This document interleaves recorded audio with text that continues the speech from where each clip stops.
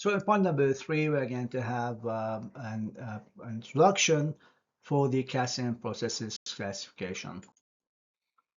So the classification of the casting processes can be categorized into two major types. The first one is going to be the expandable mold casting.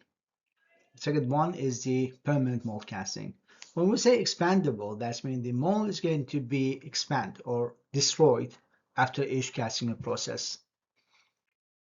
So we start the expandable mold casting. In expandable mold casting, the mold is going to be destroyed to remove the casting, and the new mold is going to be required for each new casting we are going to do.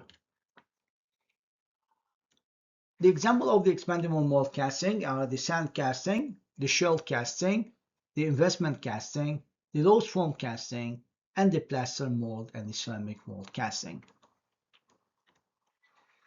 More complex shapes are going to be possible from this type of the casting, and also production rates are often going to be limited by the time to make the mold rather than the casting itself.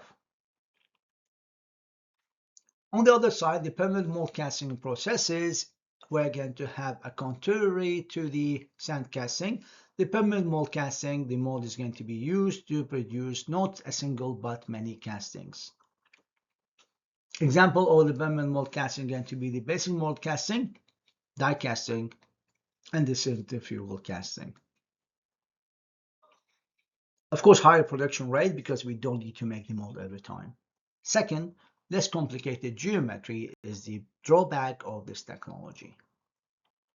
Okay, thank you very much, and see you in the part number 4.